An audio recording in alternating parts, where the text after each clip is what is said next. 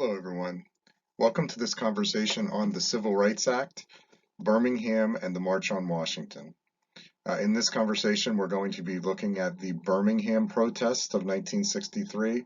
We're going to take a look at the city of Birmingham itself, Project C, King's letter from the Birmingham jail, the Children's Crusade as a protest movement, and then the Birmingham Accord. We're also going to look at the results of the Birmingham protests, and then we're going to look at the Civil Rights Act of 1964 that flowed out of Birmingham and the March on Washington, and we're going to look at Kennedy, the March on Washington, and then the details of the Civil Rights Act. So I want to begin this conversation with the question, why Birmingham? Birmingham, Alabama ends up to be sort of a critical moment in the civil rights movement. I think it's fair to say that the civil rights movement is sort of heading in a direction up until Birmingham, and then Birmingham kind of puts the civil rights movement into turbo speed in some ways. And so why does Birmingham itself, why does Birmingham, Alabama, and the events of Birmingham in 1963 become so critical? The Birmingham Police Commissioner, Eugene Bull Connor, said this when the issue of segregation in Birmingham was pressed on him. He said, "We are not going to have white folks and N-word segregating together in this man's town." And I think that helps us to kind of summarize the answer to that question, why Birmingham? You have a police commissioner, Eugene Bull Connor, that felt very comfortable saying what I just read. That was his view. We are not going to allow people from different races to be integrated with each other, to be interacting with each other. That's not going to happen here. I'm the police commissioner, and I'm going to stop it. So Birmingham, Alabama, many believe was the most segregated town in America. Absolute segregation was the rule. 40% of the population of Birmingham was black, but only 12% of blacks voted. Birmingham was an industrial town, but in many of the industries, the black workers were not able to get jobs. Sometimes some people referred to Birmingham as Bombingham because between 1957 and 1963, there were 18 bombings in the city and 53 cross burnings in the city. And I have pictured here the four little black girls who were killed in a church bombing in 1963 in Birmingham that became obviously very, very famous, and obviously another one of the many impetus for the Civil Rights Act of 1964. So Birmingham had, as many southern cities, really significant race issues, but probably was in many respects at the top of the list as far as the most severe racial issues in southern cities. So Project C was an attempt, a movement initiated by civil rights groups in Birmingham. And the manifesto of Project C was to end racism in employment practices and Jim Crow public accommodations, and to form a biracial committee. And when you stop and think about this, we want people to be able to access a job, we want people to be able to go to eat in a restaurant, and we want to form a committee, a biracial committee where blacks and whites in the city can work together to deal with race issues. That's essentially what Project C was attempting to accomplish. And so they began working on this, and Martin Luther King and the SCLC kind of took the lead in this in 1963. They began by doing some small sit-ins at some lunch counters around town, and then on April 6th, um, the civil rights groups began to march on City Hall.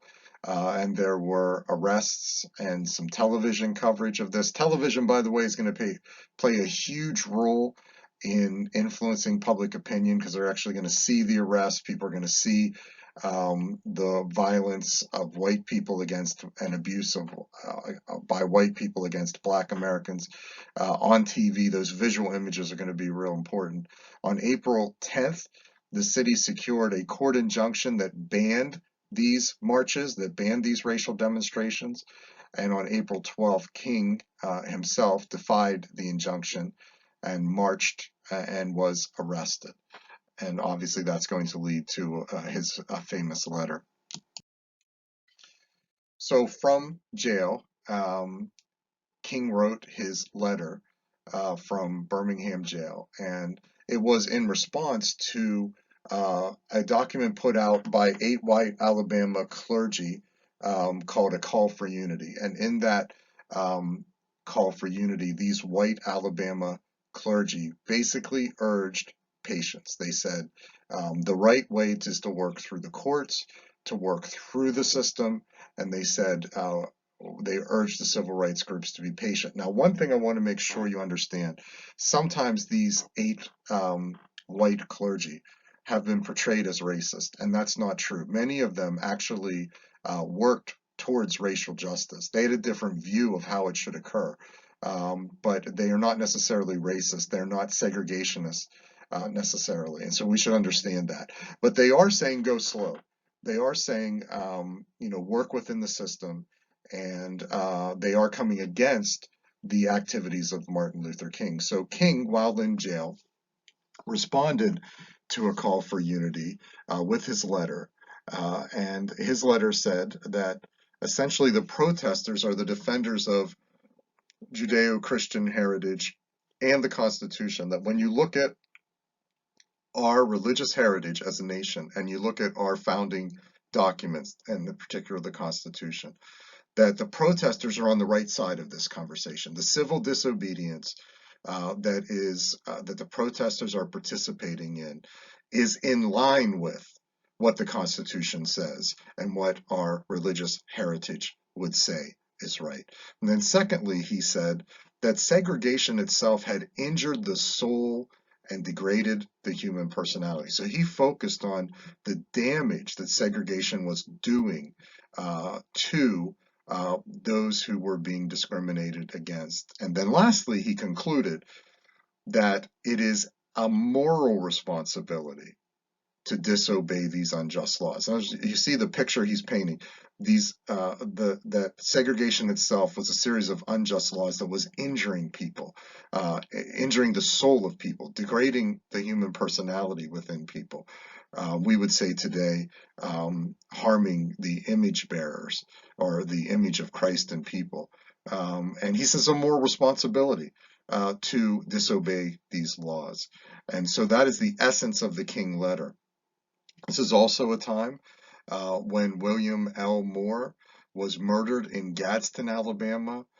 He was on a freedom walk from Chattanooga, Tennessee to Jackson, Mississippi, and when he was coming through Alabama, he was murdered.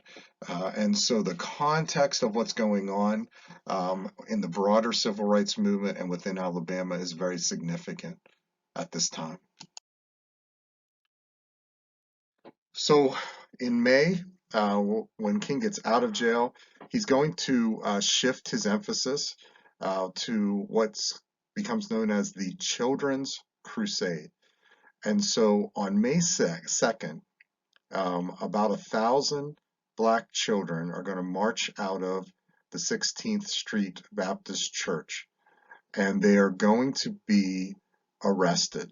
And so King is going to use children to protest, young people, and you see some of them marching out of the church here in this picture. On May 3rd, there's a second children's crusade, and the police commissioner, Eugene Bull Connor, tried to trap the kids in the church so that they couldn't get out and march. They ended up getting out and marching, and they end up confronting the police in Kelly Ingram Park, and there's this crazy melee that occurs where police dogs actually attack some children who are fleeing. The police are beating demonstrators and spectators, sometimes just because they happen to be there. Um, the kids end up in the mix of all of this. The protesters themselves start to turn violent against the police, and the police start to use fire hoses on the protesters, and things really, really break down during the second march on May 3rd. And then there are later marches on May 6th. There's a march that in which the violence intensifies, and then on May 7th, during a march, the police use an armored police tank. And so this is a critical moment, especially because if you know history, you know that overwhelmingly the violence, the racial violence in America overwhelmingly has been white on black. Is extremely limited pockets of black on white violence. Uh, but now we start to see a response. We see an escalation with the Children's Crusade, and we start to see the black protesters beginning to turn violent and beginning to respond to violence with violence. And this is a really important moment. This is not what Martin Luther King wanted, but this is what ultimately happened. So the violence on both sides ended up resulting in the Birmingham Accord of May 10th, 1963. And essentially what happened there is the city agreed to desegregate their lunch counters, restrooms, fitting rooms, and drinking fountains. The city agreed that blacks should start to be hired to work in the Birmingham industries.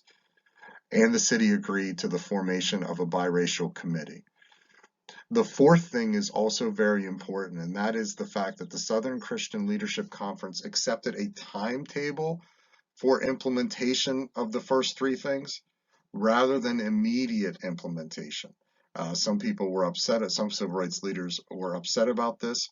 They allowed the city time to implement these three things rather than making it all occur at once. But the Birmingham Accord, very, very important result of the Birmingham civil rights protests. But as usual, um, one step forward, two steps back, there is resistance.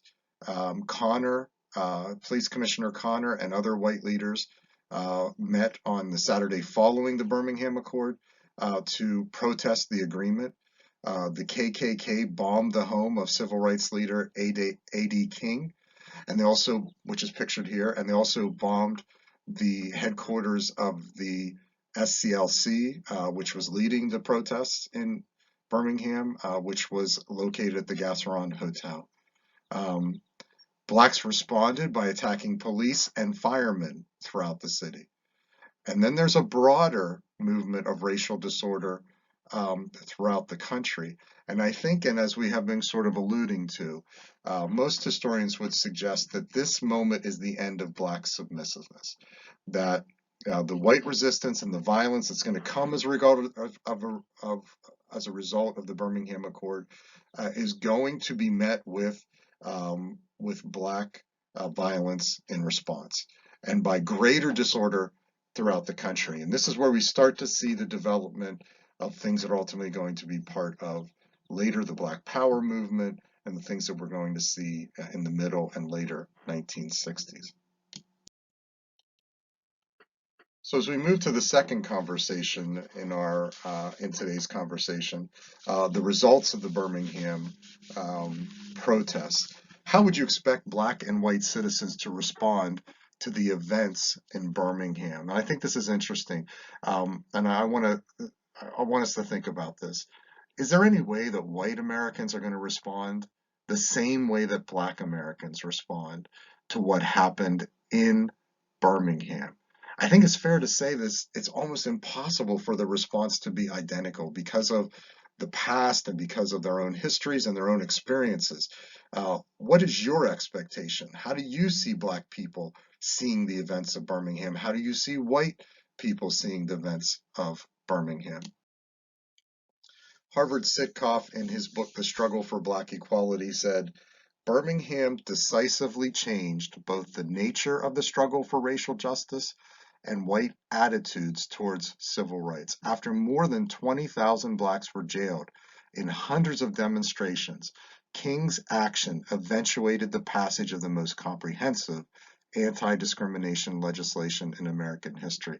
So in the broader context, there is going to be a shift in uh, in the nature of the struggle, in white attitudes towards civil rights. There's going to be a shift in the Black attitude towards what needs to be done, and ultimately, it's going to culminate in the passage of the Civil Rights Act that we're going to talk about in just a moment. So when we think of Black Americans and the results of Birmingham for Black Americans, Birmingham awakened Black Americans to new power, to a realization of their own ability to affect a positive outcome for themselves. Um, Another result is that when Black children participated in the protest, that shamed the passive adult community. And remember, one of the stories here is Martin Luther King is constantly struggling to get a passive Black adult community to participate in the protests themselves. And so the children's protest involvement is going to bring some shame against the adult community that has attempted to remain or desired to remain passive. Thirdly, the Birmingham marks the moment in which poor blacks begin to become involved more in the civil rights movement. And then lastly, we're going to see for blacks a growing black militancy. Civil rights groups are going to become more aggressive. 800 demonstrations are going to occur in the 3 months following the Birmingham Accord. And that's going to be because success makes people think that, more action, more success. And so that's going to play into the future with regard to the civil rights movement. The results for white Americans, first of all, growing sense of empathy. Chuck Morgan made a speech after the events of the church bombing. And he said, this is our fault. We have to take responsibility. We've not talked about race issues. We've allowed the system to exist.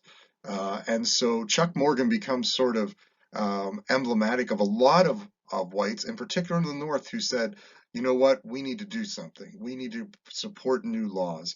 And so there's growing empathy.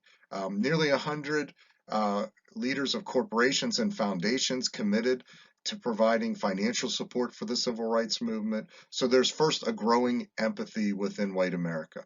There's also a growing compliance. 50 cities desegregated after Birmingham. And that just started naturally occurring throughout the South.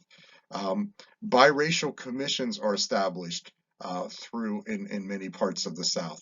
Black police are hired. Blacks begin to have opportunity to register to vote. So there's real progress, there's real compliance that's going to occur as a result of Birmingham.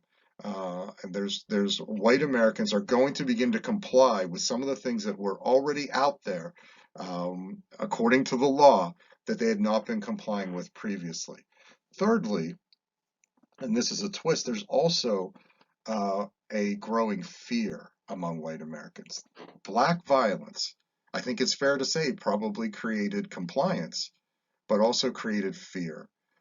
James Baldwin wrote a book, The Fire Next Time, and he addressed questions of how Christianity had been used to oppress Black Americans, and he alluded to how the Black Muslims are or trying to address the civil rights movement. And in doing that, and along with the black violence, you have this growing fear among white Americans that the civil rights movement is an attempt to get rid of the America we know. There's fear about what black people might do. There's fear about the world that might be created from the civil rights movement that might be very uncomfortable to white Americans. And so there is a growing fear as well. And then, of course, there is growing violence. Um, White groups that want to resist, they are going to act and act aggressively. Terrorism, murder, bombings, night riding, arson. Medgar Evers, a civil rights leader, is killed in Jackson, Mississippi on June 11th. Um, 4 black girls are killed in the bombing of the 16th Street Baptist Church in the fall, in September of 1963. And so, surrounding all of this, empathy, compliance, fear, but also violent responses as well.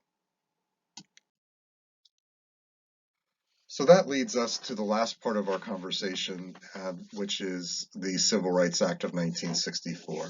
And so I want to begin by thinking about, why was the Civil Rights Act necessary? Why was it necessary to pass a piece of legislation? And I mean, one of the questions that we might ask right now is, isn't the 14th and 15th Amendments enough? Don't they say what really needed to be said?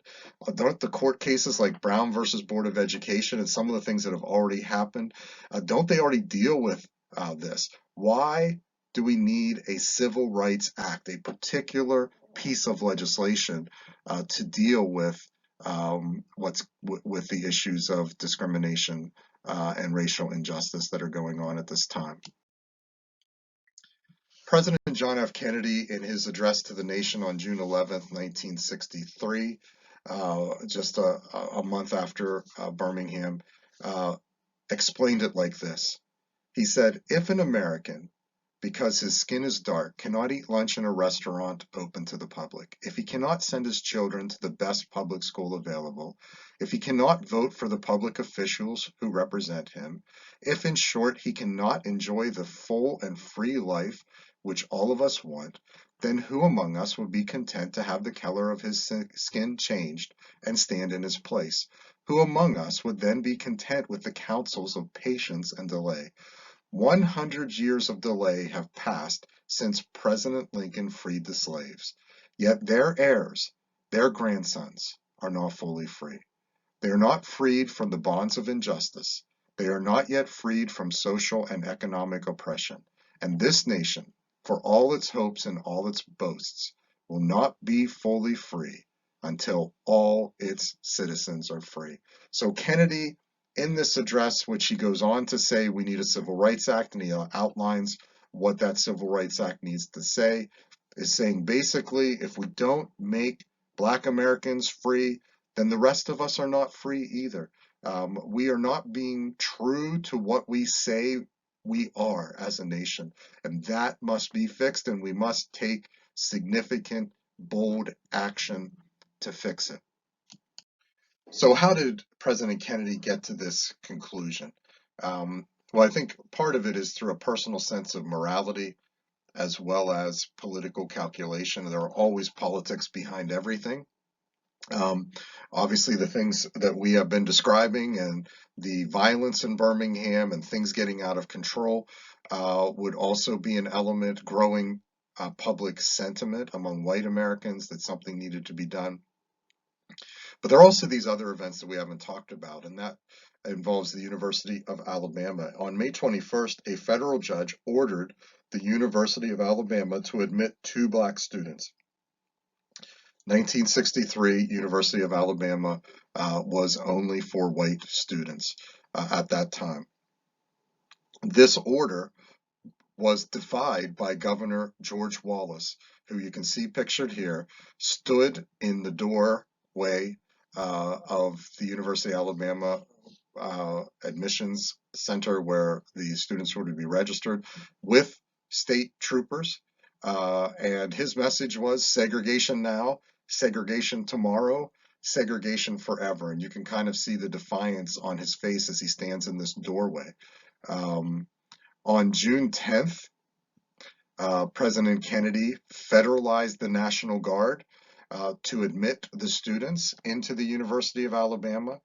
And on June 11th, Wallace gave in and allowed the students to register. He gave in to the federal pressure and allowed the students to register.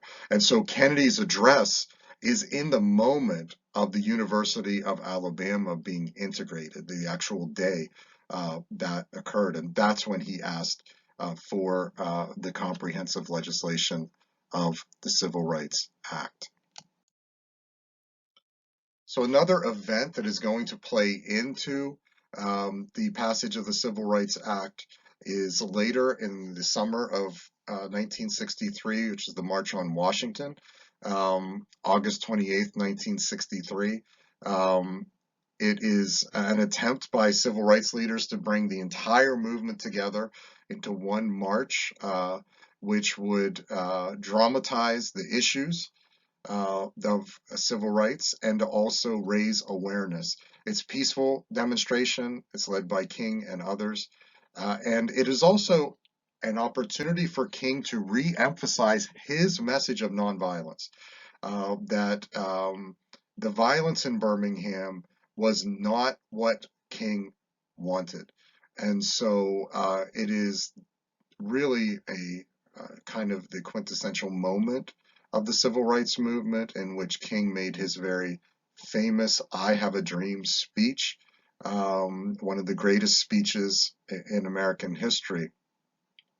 And it's in that speech that King, again, spoke of nonviolence, spoke of justice, and he said in that speech that it was his dream someday, and I'm paraphrasing, that black and white children in Alabama would walk hand in hand. And so one of the interesting and very troubling responses to that was that in response to what King said, Billy Graham said this.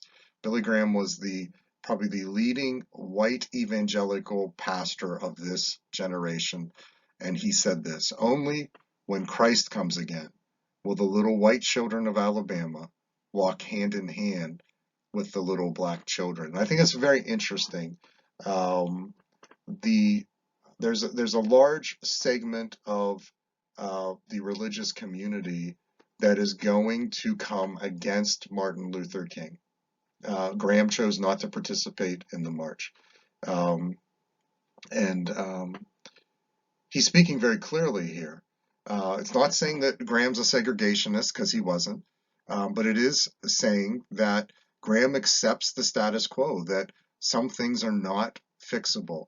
And he's coming into opposition with the idea that we can fix the system. And I think that's a critical thing to consider. We also need to consider in balance that Billy Graham desegregated his own religious rallies in the 1950s, and then in 1965 held in Montgomery, Alabama, the first ever biracial religious rally in that city. And so, as is often the case in history, there's always many, many sides to individuals, to their decisions. Some of them are good, some of them are bad, and we should also always be careful to paint people with just one broad brush. And so, in that vein, there's also much Christian support for the March on Washington. And in fact, Roman Catholics are extremely significant in this, as well as Presbyterians. Eugene Carson Blake, who was the vice chair of race relations for the National Council of Churches of Christ in America, and a leader in the United Presbyterian Church, spoke at the rally. The Archbishop of Washington, Patrick O'Boyle, he's pictured here, gave the invocation. The Archdiocese of Washington, the Catholic Archdiocese of Washington, held masses for participants in local Catholic churches, and actually provided housing and meals to about 2,000 participants. You have to understand that the black protesters coming to Washington D.C. Washington D.C. Still had segregation, unbelievably, and so you only could go to certain restaurants. You could only um, stay in certain hotels, and so the Archdiocese of Washington established um, accommodations for people that needed to stay overnight and meals for about 2,000 marchers.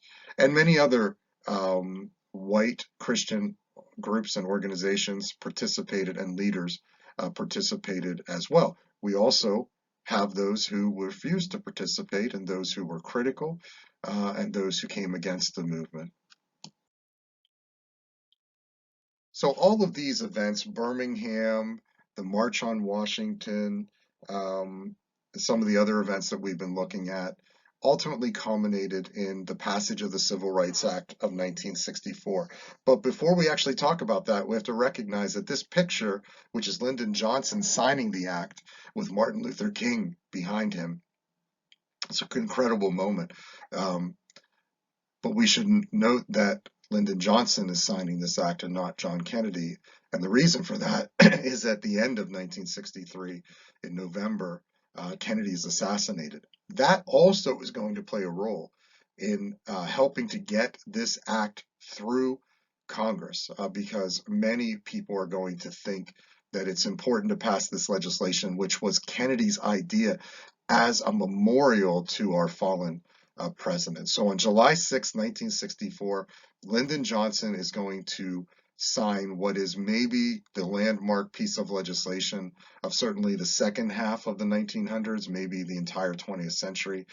This law prohibited discrimination in public accommodation. It doesn't say that you can't discriminate privately. If you have a little private organization at your house, you don't have to invite other groups to it. But if you have a public accommodation, if you own a restaurant and the public is invited, you can't discriminate anymore in that restaurant. It gave the Attorney General the power to bring school desegregation lawsuits. This is huge. No longer do black families have to bring the lawsuit themselves with the help of the NAACP or something like that. That the Attorney General can actually go into the South and bring school desegregation lawsuits, so the federal government can actually bring these lawsuits. The act banned discrimination in employment and unions and created the Equal Employment Opportunity Commission. And then fourth, the act made a literacy test administered in writing, and said that anybody that had gone through sixth grade of elementary school was literate. And then lastly, the act gave the government the power to withhold funding from any uh, organization that violates the rules established in the Civil Rights Act.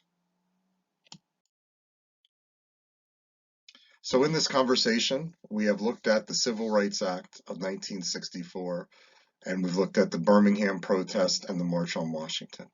The Birmingham protest, we looked at the city of Birmingham, why Birmingham was such a critical city, and the level of segregation that existed there. We looked at Project C, the protest movement. We looked at King's letter from the Birmingham jail, and we looked at the Children's Crusade, which changed the level of everything with regard to the protest movement, changed the level of violence, and also led black protesters to become violent in response to the violence against them. And then we looked at the success of the Birmingham Accord for the civil rights movement. Then we looked at the results of the Birmingham protests and how the results were different for white Americans than black Americans, but that in general, there is a growing empathy among white Americans for legislation, for change. There's also growing compliance among white Americans, and there is also fear and violence that's going to grow within the white community. But within the black community, there's a growing sense of power. There's a growing sense of opportunity. There's a growing sense of militancy, of taking action to affect action. And then we looked at the Civil Rights Act of 1964. the importance of John Kennedy in that and the March on Washington, and then the provisions of the act itself, and how absolutely monumental, and I can't overemphasize this, that we're talking almost 100 years, 99 years after the slaves were freed, we finally now have a piece of legislation that can move us closer to a free and equal biracial society. Some questions to consider from this conversation. What are the moral implications of the Children's Crusade? This is a very interesting question for us to come to terms with. What are the moral implications of growing Black militancy in the face of civil rights successes? I think that's something we have to come to terms with as well. And then lastly, should Christians have supported the March on Washington? And further, should they have supported the Civil Rights Act itself? Thanks for joining the conversation today. God bless you and have a great day.